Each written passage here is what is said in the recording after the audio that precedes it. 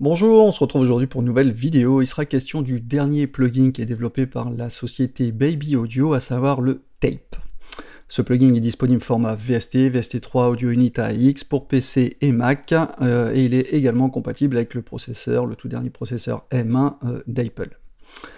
Alors qu'est-ce que Tape? Donc ce plugin est destiné à réchauffer votre son en reproduisant les propriétés du son qui sont issues des bandes analogiques, qu'on appelle communément Tape, hein, T-A-P-E. C'est une bonne alternative en fait à vos plugins de distorsion. Donc on pourra remarquer l'analogie avec le nom de ce plugin qui s'appelle Tape, qui lorsqu'on le prononce sonne en fait comme Tape, T-A-P-E, alors qu'il s'écrit différemment.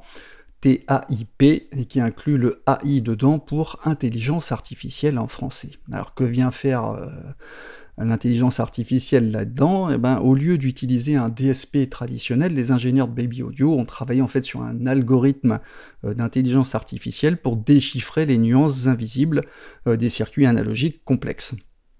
Donc un petit rappel, le DSP pour Digital Signal Processor, c'est un processus qui est spécialisé dans l'analyse et le traitement des flux de données en provenance du monde réel. En l'occurrence ici dans notre cas ce sont les signaux analogiques, et le DSP lui s'occupe du traitement final après la conversion analogique numérique. Donc ici TAIP, donc c'est l'intelligence artificielle qui va reproduire le comportement d'une bande analogique. C'est ce qu'il faut comprendre. Alors c'est bien tout ça, mais qu'en pensent nos oreilles? C'est le moment de les mettre à l'épreuve, et pour ça on va tester en fait les presets d'usine sur une piste de synthé et sur une autre boucle de batterie. Voyons tout ça. Alors donc nous voilà sur Ableton Live, et j'ai deux pistes, une piste Serum avec un synthé et une autre avec une rythmique. Je vous fais écouter rapidement.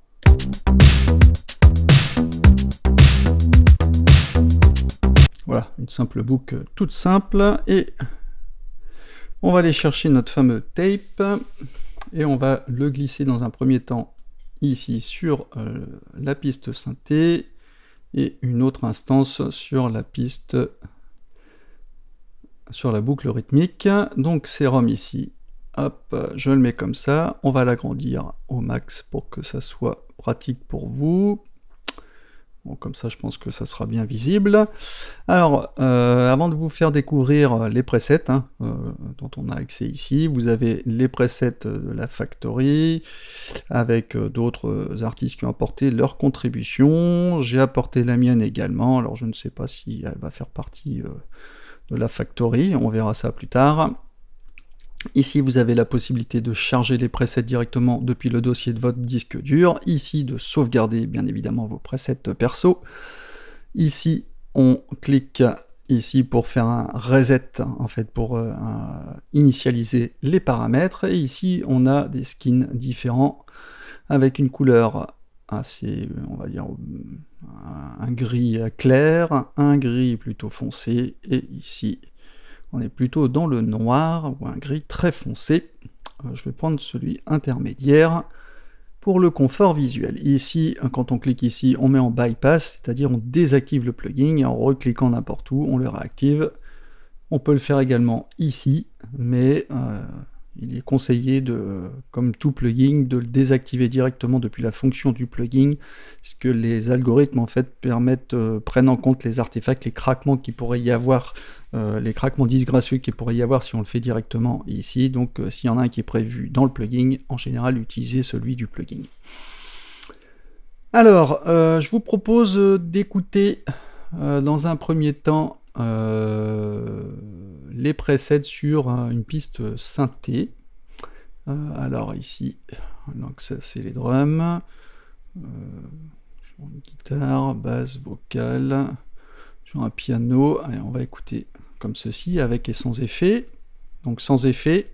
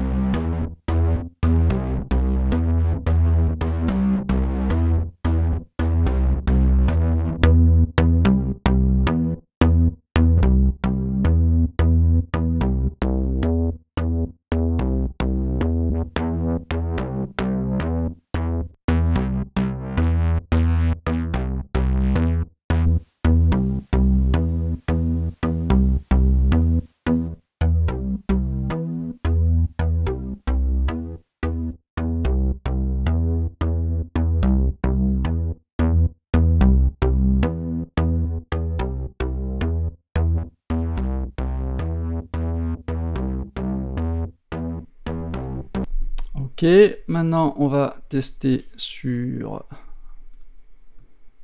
la boucle rythmique. On va faire comme ça. On va aller chercher les presets drums. Alors je vais m'en désactiver signal d'origine.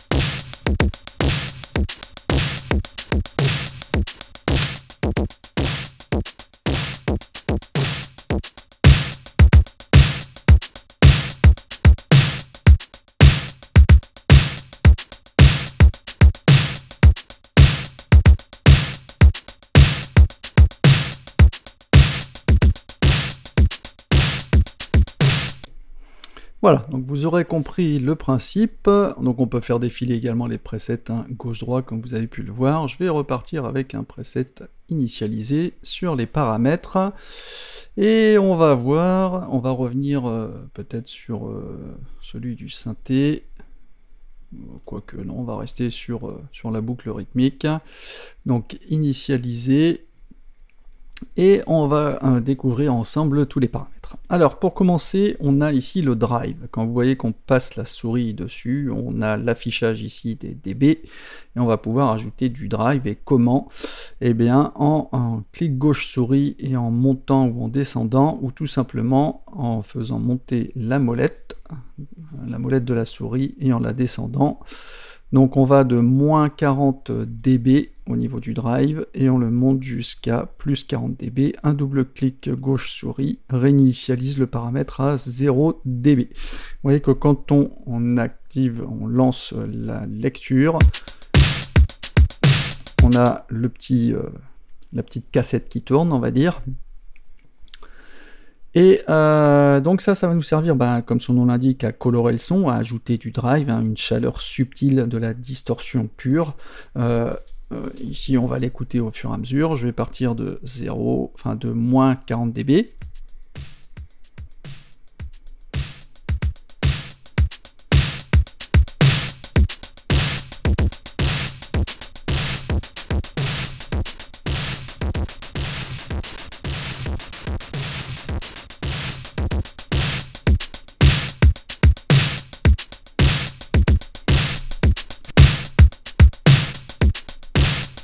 Voilà, donc ça colore parfaitement le son. Ici, même principe en sortie, donc on va régler gérer le niveau de sortie à plus ou moins 40 dB de la même façon, avec le petit cercle comme ceci ou comme ceci, et on double-clique pour revenir à 0 dB.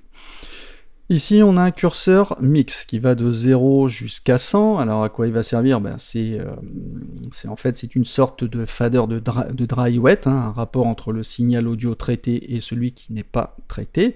Regardez ici, là, on va revenir à 0.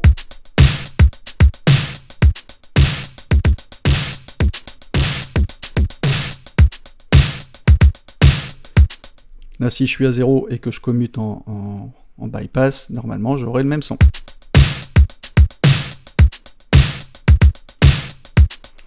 Là, donc à 0, j'ai que le signal brut, à 100% j'ai que le signal traité par l'effet, Et en intermédiaire, eh ben, j'aurai un mélange entre le signal non traité et traité, mais effectivement, ce petit curseur n'a pas qu'une seule fonction, puisqu'il ne fait pas que ça, en fait. C'est-à-dire ce fader est également lié à d'autres paramètres pour engager des effets supplémentaires, comme par exemple déclencher un flanger, voire même d'accentuer l'effet de wow and flutter, mais on y reviendra au moment venu. Ok. Ici, on a modèle. Donc cette section est composée de deux modes, single et dual.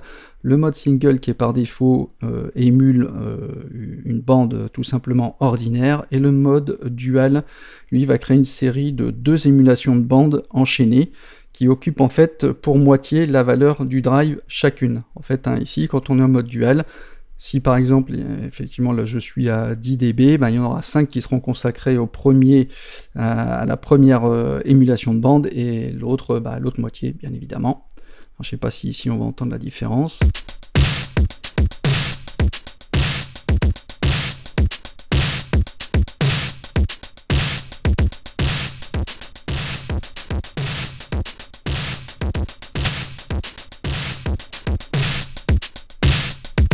Vous voyez, on a des nuances, elles sont subtiles, bien évidemment. Je vous conseille d'écouter avec un casque pour entendre les subtilités. Ensuite, on a ici Input, donc en normal, deux modes, normal et hot. Hot, donc le mode normal, c'est le mode normal d'entrée. Le hot, lui, va générer un peu plus de distorsion, mais sans affecter le volume en fait de sortie. On peut le contrôler au niveau des vumètres, si je réinitialise comme ceci, on a un mode normal, donc là en haut on va vraiment rajouter plus de distorsion mais sans écréter.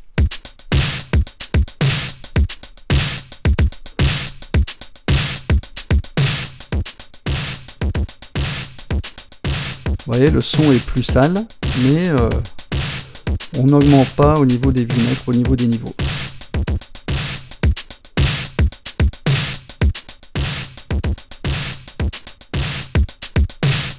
Là, il est vraiment plus sale, mais ce qui est bien, c'est qu'on a un parfait contrôle des niveaux.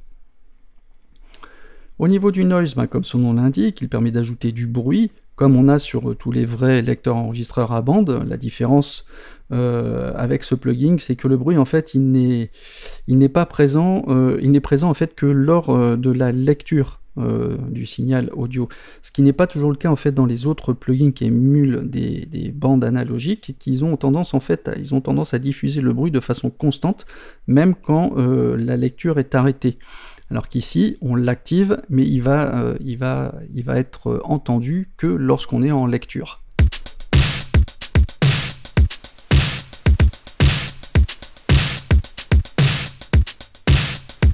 On peut faire comme un bourrin, mais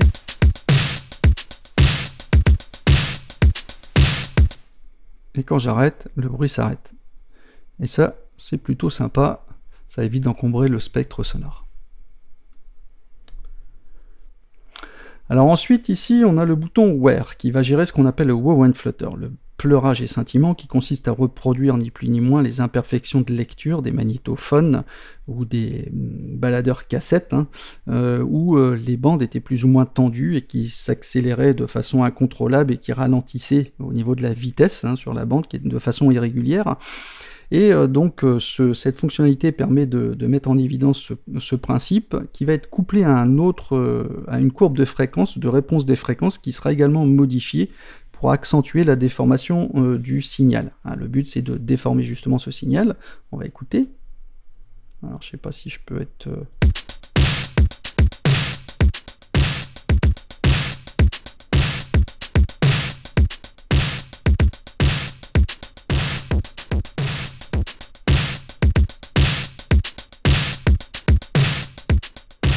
Voilà, on sent qu'il y a un peu moins d'énergie, c'est un peu plus chaud. Et en plus, ce bouton est couplé avec le fader de mix, parce que quand il est activé, c'est-à-dire que si on a une valeur à 0 qui est ici, et que le bouton mix est à 100%, donc il n'y a pas d'action particulière. Par contre, vous voyez que si je suis en dessous d'une valeur à 100% dans le mix et que j'active le Where, vous voyez que ici j'ai le tape flanging qui s'active. Donc on va générer un effet de flanking de bande classique, hein. On peut reproduire d'ailleurs cet effet qui était à l'origine où on avait 3 bandes magnétiques, hein. Il y en avait 2 qui jouaient en même temps, avec une qui était un peu ralentie par rapport à l'autre, et la 3e bande enregistrait les 2 autres, et ce qui crée en fait un effet de flanking, et donc on peut reproduire ce principe en combinant ici, en activant le wear et en étant donc avec une valeur inférieure à 100% du mix pour déclencher cet effet de flanking. Alors je vais l'activer de façon grossière pour que vous puissiez entendre. Vous voyez, là on l'entend bien. Signal d'origine. Et puis je vais monter. Vous voyez, on entend cet effet de flanking. Alors c'est intéressant quand il est subtil.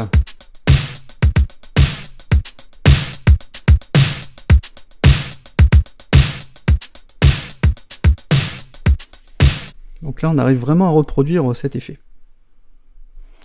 Ensuite, eh ben, on a la glu. La glu, c'est les magnétophones sont connus pour introduire un effet de compression qui est agréable, hein, qui est lié justement à la faible plage de dynamique. C'est d'ailleurs ce qu'on retrouve de plus en plus dans les plugins d'émulation à bande, hein, mais nos oreilles aiment ça, elles apprécient en fait la douceur sonore, cette chaleur agréable, et on peut donc ici jouer avec le curseur de compression de façon subtile ou grossière en fonction de la sensibilité de vos oreilles.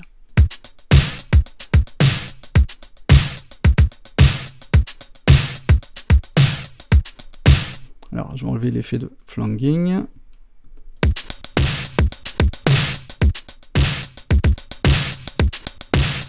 Donc là on est hyper compressé, on peut doser, hein.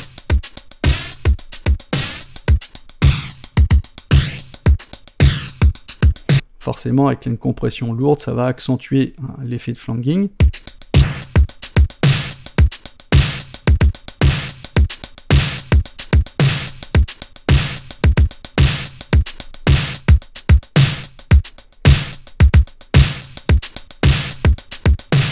Le son il claque bien, il est chaud, voilà, il est agréable aux oreilles.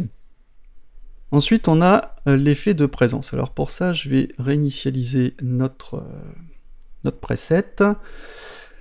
Alors on sait que la chaleur qui est générée par la bande a tendance à rendre le son un petit peu moins clair. Il est plus ou moins net en fait dans l'écoute, et présence justement va nous permettre de ramener de la netteté, de la brillance qu'on perd en général avec les bandes. Donc on va l'augmenter progressivement et vous verrez sur quoi il joue.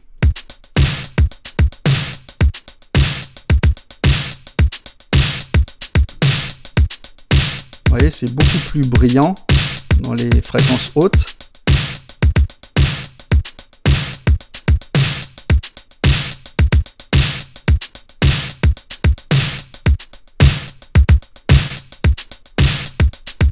Voilà, donc on peut ramener de la netteté, de la brillance avec ce paramètre.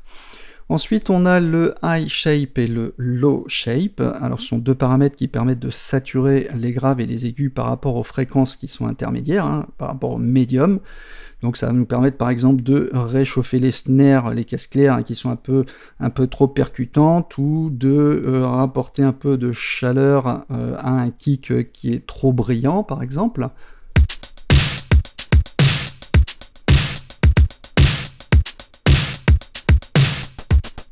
Vous voyez, j'étouffe un peu plus les hautes fréquences par rapport à l'original.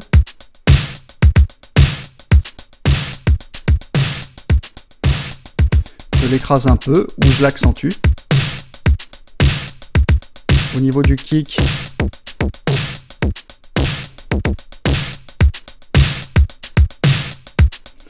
là il est plus rond le kick, là il est plus bourrin.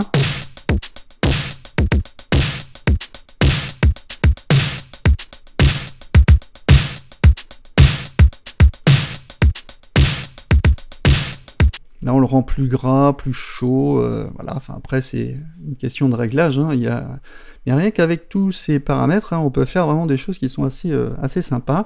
Et pour terminer, on a ici le auto-gain qu'on active, soit il est désactivé, soit il est activé, et ben il va permettre en fait d'ajouter du drive tout en conservant un niveau de sortie cohérent. Il va tout compenser automatiquement. On l'active comme ceci. Et là, il est sur on.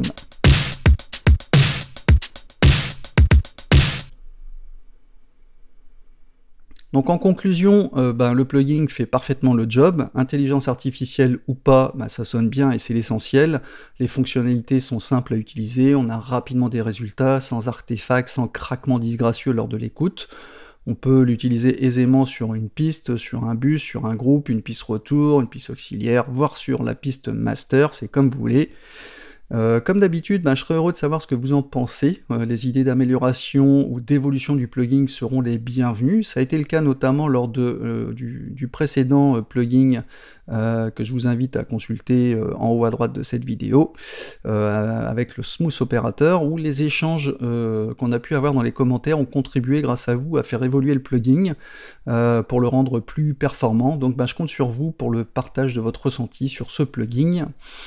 Je vous n'ai pas parlé du prix, le plugin est vendu au prix de 69 $, ça fait à peu près 59 € actuellement, mais il y a une offre de lancement du produit à 39 $, soit environ 33 €.